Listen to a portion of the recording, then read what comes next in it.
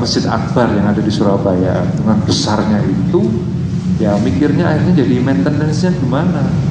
Jamaahnya nggak ada, akhirnya duitnya ya tak sumbangan-sumbangan. Saya pikir kita sudah bukan saatnya di era yang semacam itu. Oleh karena itu, kalaupun masjid ini areanya kita perluas, mungkin masjidnya sendiri, tempat ibadahnya, sholatnya mungkin hanya di sini atau ditambah mungkin satu lantai kalau nanti nambah. Tapi area yang lain itu harus sudah menjadi unit-unit yang bisa menghasilkan sesuatu untuk menghidupi minimal masjid kita sendiri. Ya, jadi tadi misalkan kalau bagaimana ya ada jamaah yang sakit, ada jamaah kita Mas Bayu itu mau mantu misalkan ya. Ternyata sekarang di Anur sudah mulai dilayani itu. Bayarnya murah, cuma 1 juta. Nah, kita banyak saudara-saudara kita yang mungkin mau mantu kepingin di luar rumahnya tapi nggak punya uang. Nah, masjid ini bisa memfasilitasi. Kalau kita punya tanah yang di sebelah sini yang bisa kita manfaatkan bersama. Jadi program-program yang kita harus bangun itu mendorong banyak orang datang ke masjid. Oleh karena itu, jangan sampai misalkan ini masjid, di situ anak-anak muda masih duduk-duduk gitu ya. Nah, itu bagaimana cara kita mengikat mereka untuk masuk masjid. Kalau mereka nggak punya sarung, mungkin kita tawarkan sarung. Kalau mereka nggak punya baju takwa, kita tawarkan misalkan itu. Tapi jangan kemudian masjid ini menggambarkan apa ya, keren gitu loh. Kayaknya yang masuk masjid ini pasti sudah masuk surga, jadi yang di luar itu neraka semua. Nah, ini juga kita perlu merubah wajah-wajah yang semacam itu menjadi wajah yang ayo masuk masjid, ayo masuk ke masjid. Dan itu yang harusnya kita lakukan, bukan hanya takmir menurut saya, tetapi semua jamaah yang ada di sini.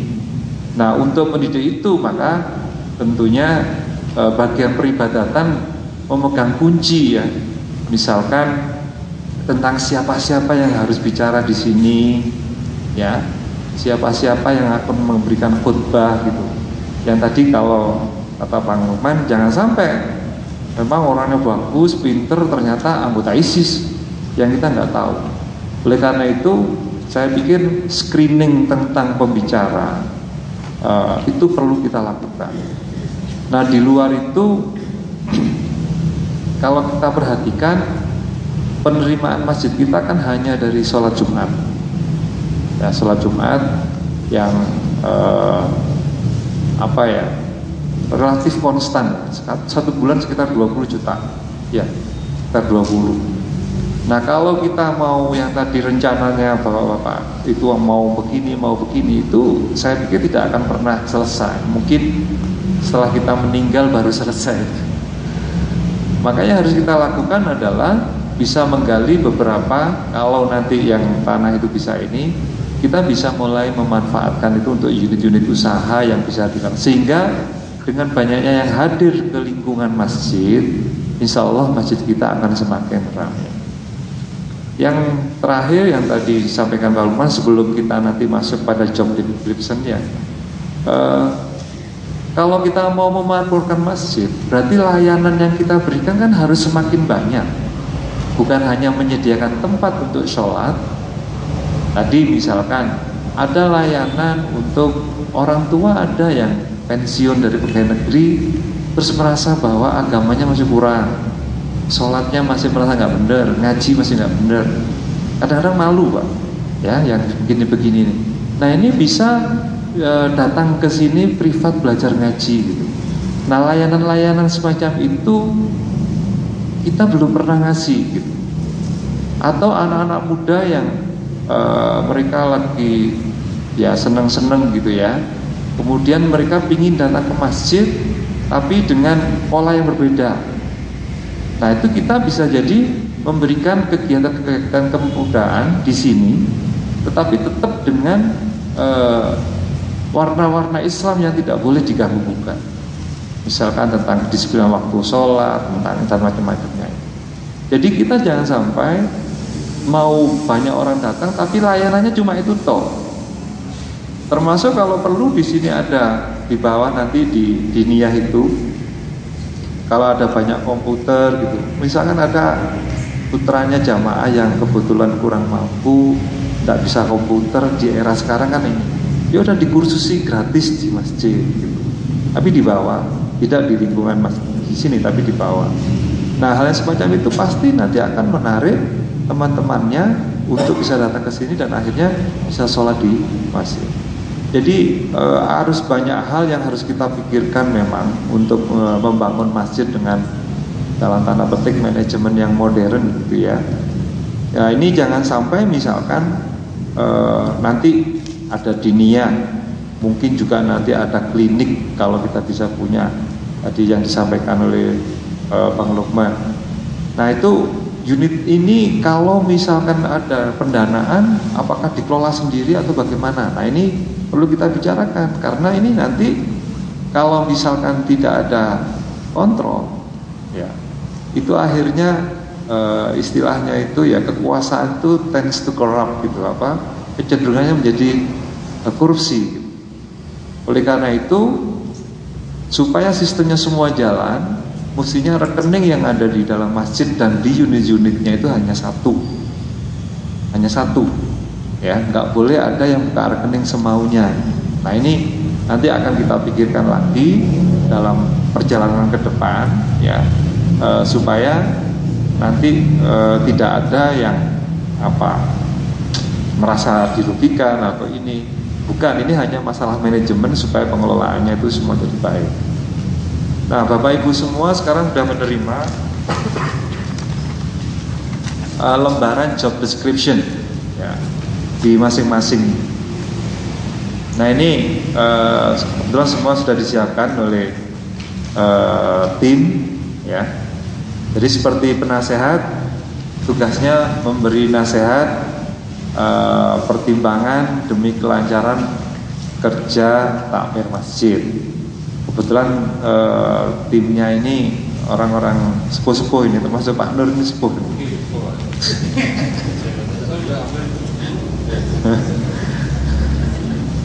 Yang kedua, ketua umum bertanggung jawab terhadap aktivitas masjid dan memegang kebijaksanaan umum takmir. Nah ini karena Bang Lukman juga orang sibuk gitu ya, yang harus kita lakukan adalah semua kebijakan yang kita lakukan di masjid harus semua dilaporkan kepada ketua umum. Jadi ketua umum harus mengetahui semua yang terjadi di sini, walaupun tidak hadir.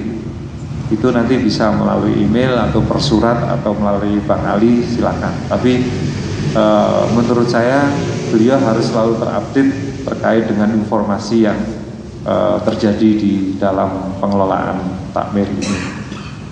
Ketua 1 ini cukup banyak tugasnya.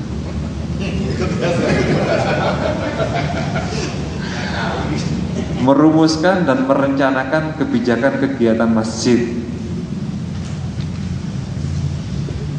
Tapi nanti yang bertanggung jawab kebanyakan terutama untuk peribadatan ya peribadatan.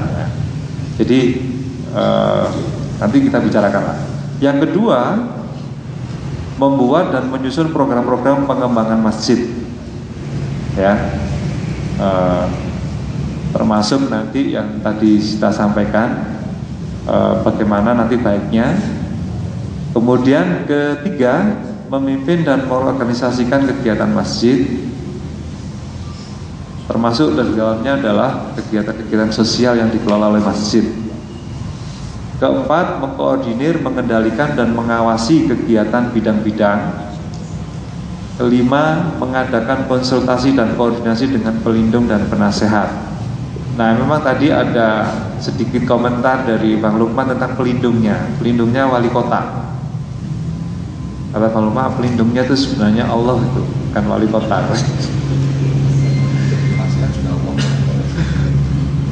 Ya, tapi insya Allah nanti kita juga belum bertemu wali kota. Kebetulan wali kotanya masih repot. 6.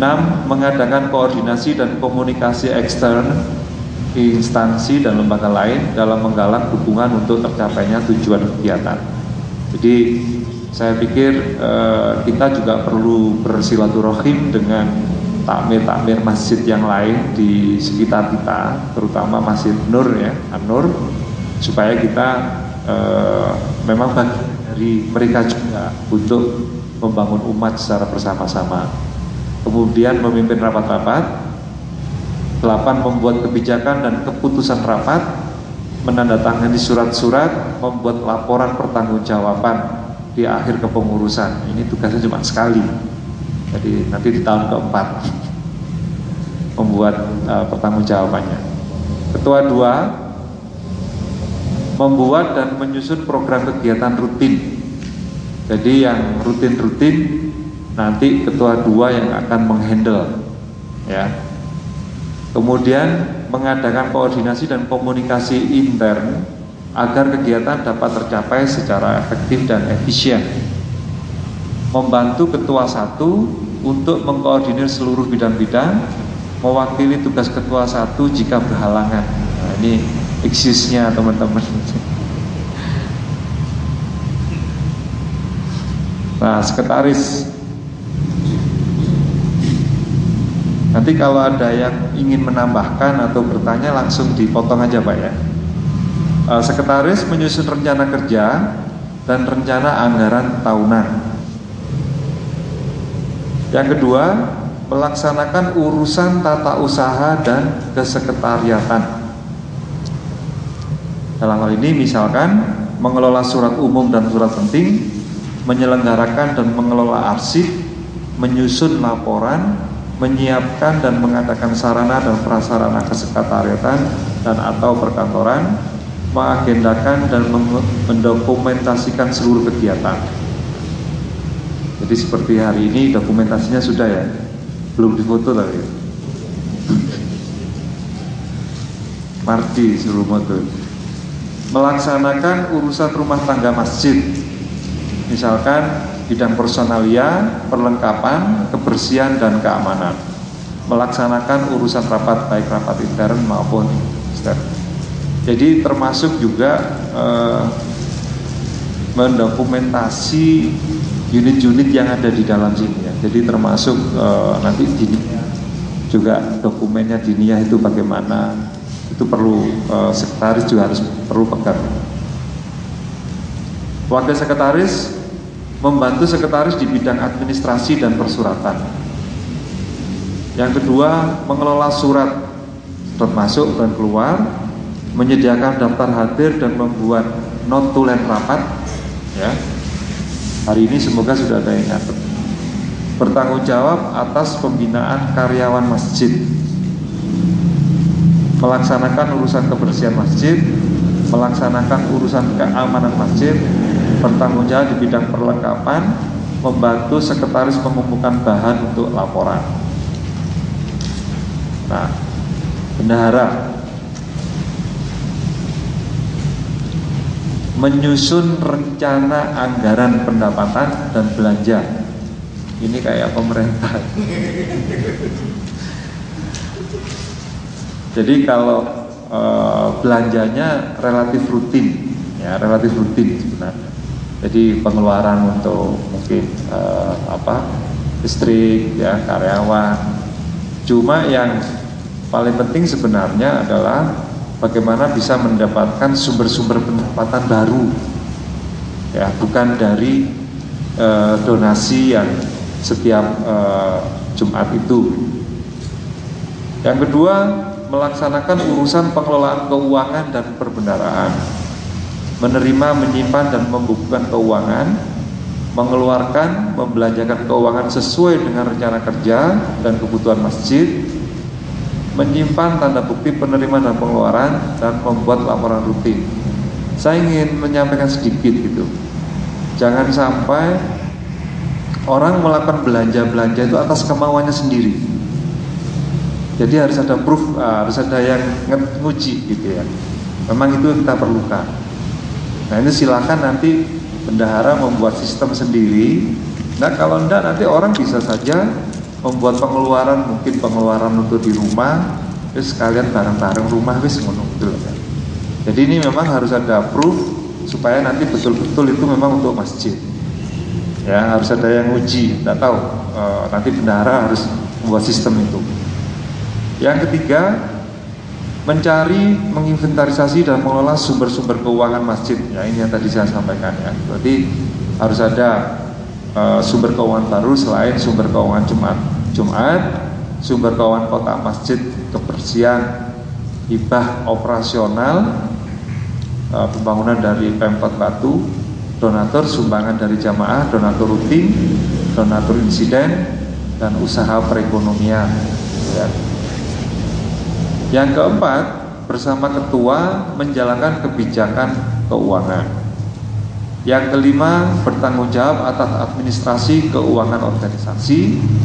6. Memeriksa laporan-laporan keuangan dari masing-masing bidang. Nah, ini keleluasaan di dalam mengeluarkan di masing-masing bidang itu juga harus dibatasi sampai berapa itu mereka boleh tanpa izin, misalnya gitu ya.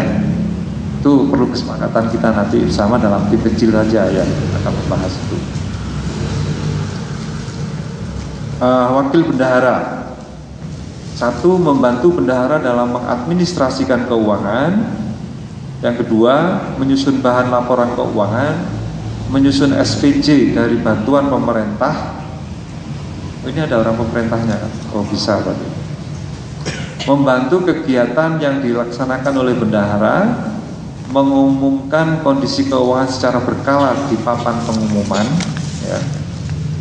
Kemudian menginventarisasi para donatur. Ya, jadi ini perlu diapresiasi mereka. Caranya nanti bisa dipikirkan bagaimana caranya. Kemudian bidang peribadatan. 1. Melaksanakan urusan peribadatan, terutama sholat wajib 5 waktu, sholat Jumat, sholat taraweh, dan sholat sunnah lainnya. Yang kedua, menyusun jadwal dan koordinasi dengan imam, khotib, mubaligh, muazzin masjid. Menyiapkan dan menyusun jadwal badal imam, khotib, mubaligh, dan muazzin masjid. Melaksanakan urusan pengajian dan kultum ya, berbagai kelompok pengajian, majelis taklim. Misalkan pengajian rutin, pengajian insiden, pengajian hari besar agama, dan pengajian lainnya. Pengajian khusus, pengajian umum, pengajian anak-anak, pengajian remaja, pengajian orang dewasa, pengajian ibu-ibu, dan menyusun atau membuat jadwal materi pengajian. Nah, ini memang saya selama di sini kayaknya belum pernah takwa ngundang pembicara siapa gitu ya, nasional, terus yang hadir banyak. Kalau di Lumajang itu masjidnya Taurik itu selalu mengundang itu tiap 2 bulan sekali bicara dari Jakarta, sehingga yang datang banyak. Nah, ini kita mungkin perlu meramaikan dengan cara itu juga bisa pembicara nasional, atau mungkin nanti kalau Pak Anies Baswedan bisa hadir nanti, Bang Lukman karena beliau dekat dengan Pak Anies Baswedan, nah itu bisa kita undang, bisa berbicara di sini juga gitu ya. Jadi selain yang rutin-rutin tadi, nah memang tugasnya Pak Teguh, harapan saya juga bisa mengklasifikasikan ustadznya juga, karena takwa ini sudah bintang 5 kan, jangan diisi ustadz-ustadz yang bintang 2. Jadi kalau bisa diisi yang bintang 5 yang beneran gitu Pak Teguh.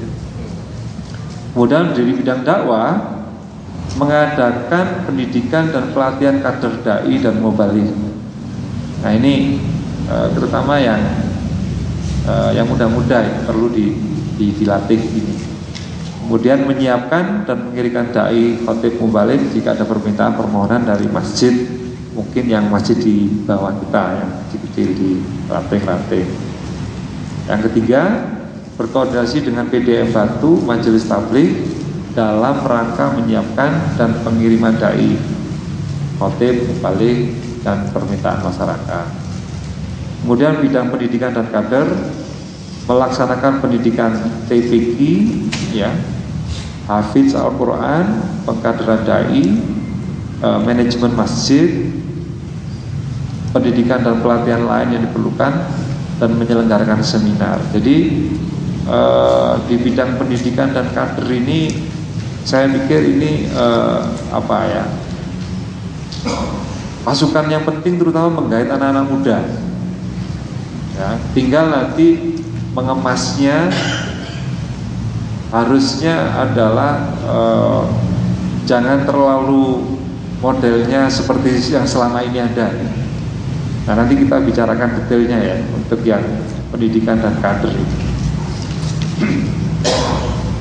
Kemudian untuk advokasi dan perbendaharaan, melaksanakan urusan pendampingan atau mewakili di bidang hukum seandainya ada ya. Melakukan upaya penegakan hukum atau norma agama. Melakukan urusan inventarisasi barang dan surat penting atau barang berharga lainnya. Bidang perpustakaan, nah ini juga menurut saya juga sangat penting.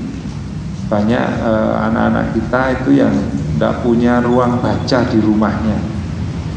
Nah, masjid kalau bisa menyediakan itu sangat bagus sekali. Dan itu buku-buku bisa minta sebenarnya ya. Itu ada banyak buku gratis yang bisa diberikan. Mempersiapkan pengadaan perpustakaan masjid ya. Proposal, tempat, dan teknisnya. Kemudian yang kedua, koordinasi dengan pemerintah daerah, pemerintah pusat, Kementerian Agama di dalam pengembangan perpustakaan, mengelola perpustakaan secara profesional. Dan itu kalau sudah digital juga akan lebih mudah. Mungkin tidak perlu ruangan yang banyak. Ya, jadi kalau nanti masjid kita memang sudah dibenahi, mungkin itu bisa mudah lah kita lakukan semuanya.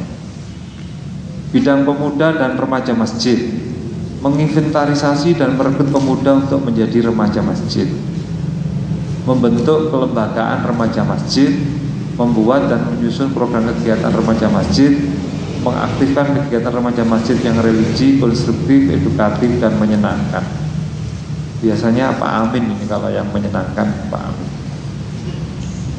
Mengkondisikan remaja masjid untuk aktif membantu atau melaksanakan kegiatan-kegiatan masjid, membantu dan mengelola parkir masjid, perpustakaan masjid, dan kegiatan lainnya.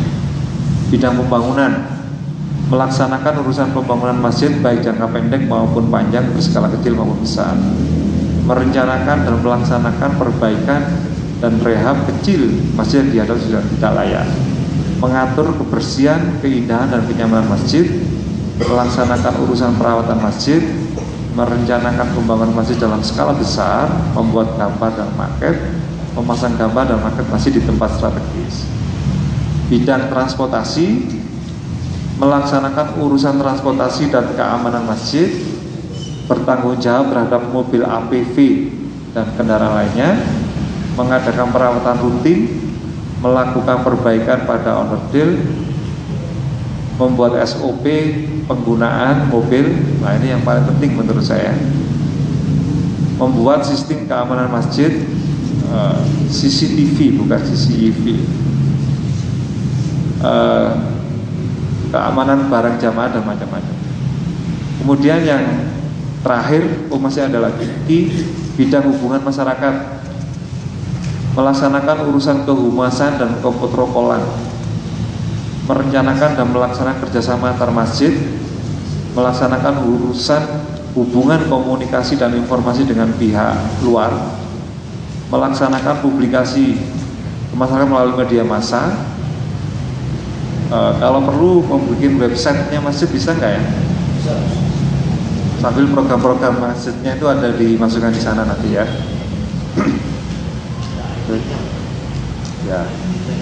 Ya sudah, ada KPU selesai. Bersama bidang advokasi dan perbendaharaan, menyelesaikan masalah-masalah dengan pihak luar.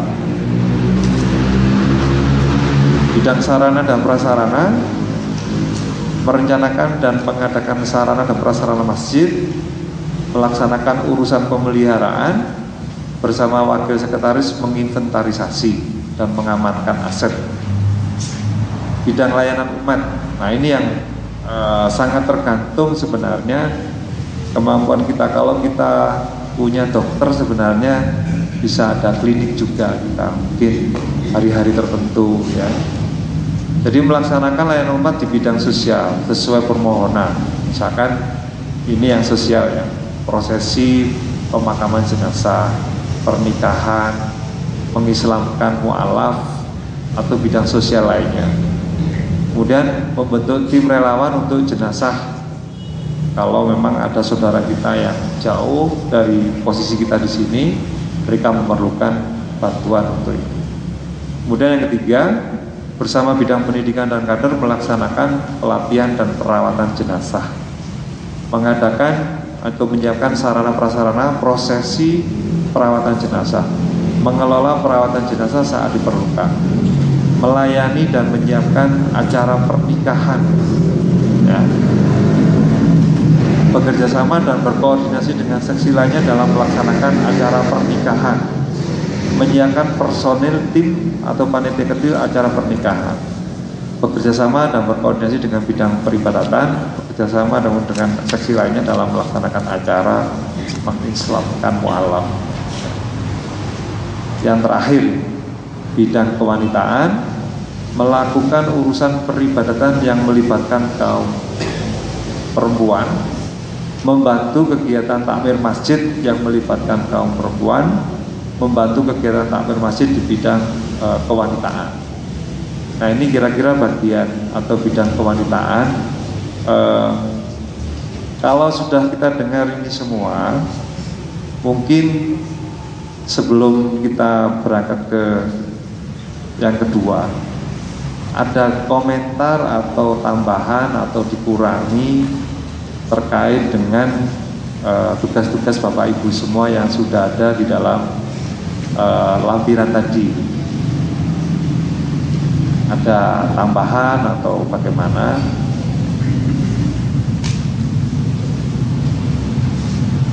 Oh ya, Pak Mardi.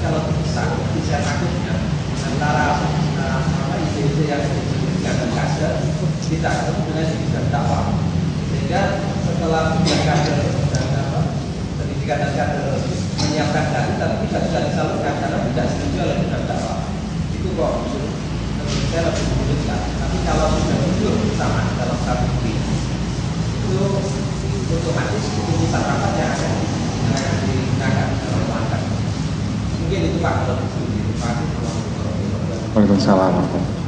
Ada yang lain? Selang lagi.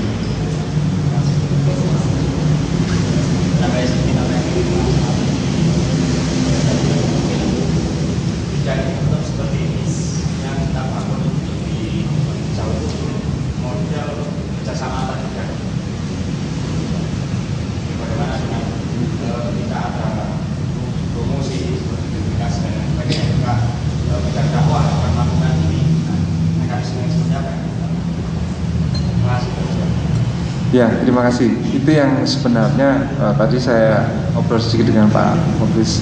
Ya memang kita pecah itu supaya memang bisa menampung saudara-saudara kita yang mau kayak fastabiqul khairat kan. Jadi kita supaya bekerja sama-sama. Cuma memang di dalam supaya nanti derapnya itu gampang.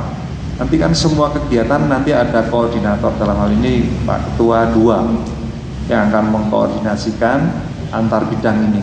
Bagaimana supaya antar bidang ini tidak overlapping, ya, dan ada keterkaitan.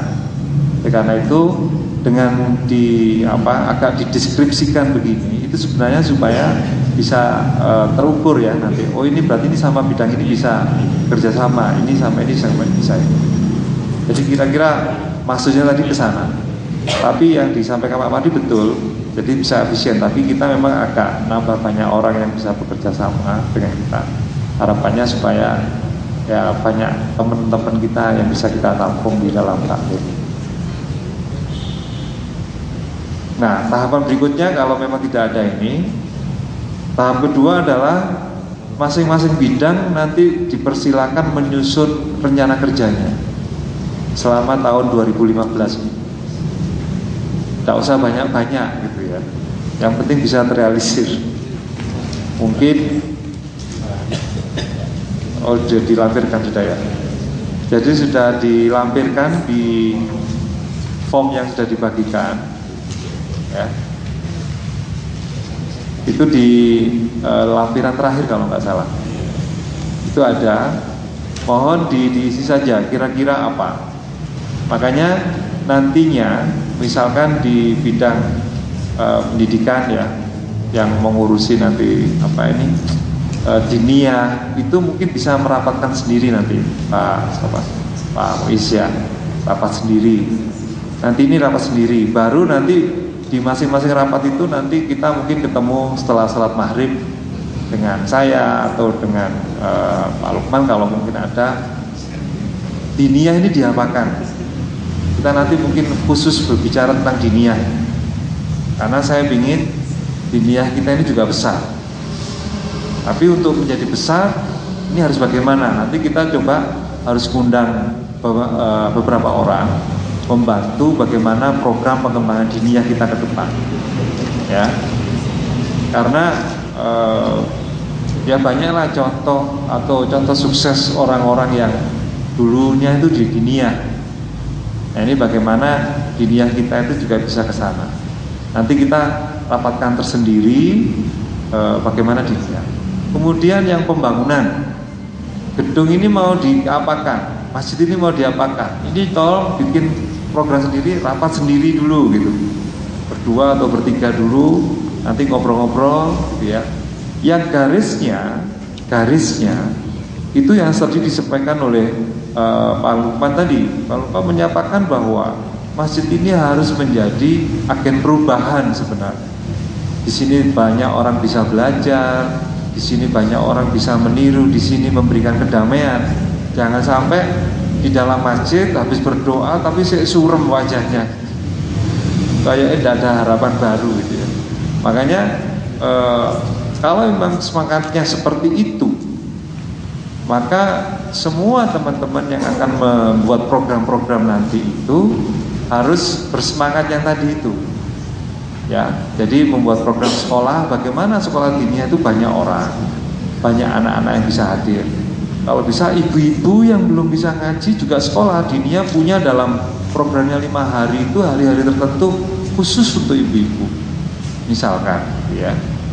Pak Muiz tadi kemarin sudah diskusi sama saya. Wah itu nanti gurunya kurang. Ya udah nyari guru gitu. Oh nyari guru enggak gampang. Ya apa caranya gampang kan gitu. Jadi jangan membuat aturan atau semangat yang kita kemudian jadi lembek sendiri. Buat aja semuanya gampang, pikirnya mau gampang kalau kita mau. Oke, itu prinsipnya seperti itu.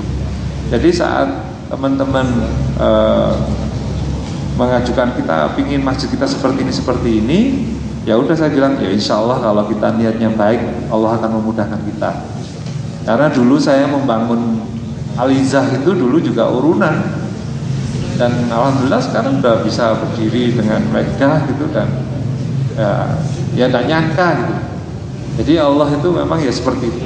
Jadi kalau kita memang punya semangat, harapan saya nanti masing-masing bidang tolong sudah mulai berkumpul ya kecil-kecil gitu ya, bikin program tertulis.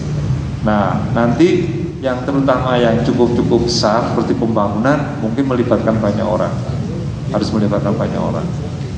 Saya pikir itu langkah berikutnya yang Bapak Ibu harus sudah mulai siapkan. Jadi misalkan kayak ini ada biaya dan macam-macam, itu mungkin belum bisa diperkirakan. Tapi silahkan mungkin kira-kira berapa.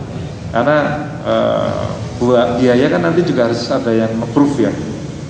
Jadi Pak Mukhlis ini yang akan uji biayanya gimana. Tapi pembiayaan ini harus mencapai tujuan yang tadi itu. Bisa nggak programnya itu meramaikan masjid. Jadi programnya itu ke sana. Jadi mau membuat layanan-layanan pada jamaah yang lebih banyak apa? Misalkan, nggak tahu, mungkin pas liburan anak-anak kemarin misalkan ya sunatan massal, masjid kita ngadakan sunatan gratis misalkan, ya. Atau sekarang lagi banyak flu, masjid mengadakan klinik gratis, itu kan bisa kita lakukan. Dan itu mengundang banyak orang datang ke masjid. Jadi ya emang harus kreatif, dan itu bisa dilakukan dengan banyaknya kita sering bertemu. Oleh karena itu langkah-langkah teman-teman bidang itu bisa dilakukan dengan mengisi tabel-tabel yang ada di kolom. Kemudian kalau tidak ada atau ada kesulitan nggak, ya silakan Mas Atib.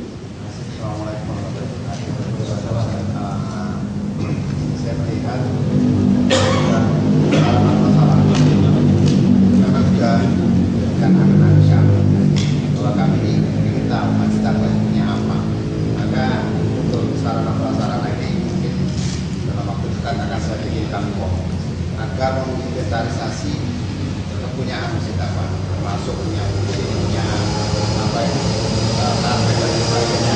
Sehingga kita nanti akan tahu dalam waktu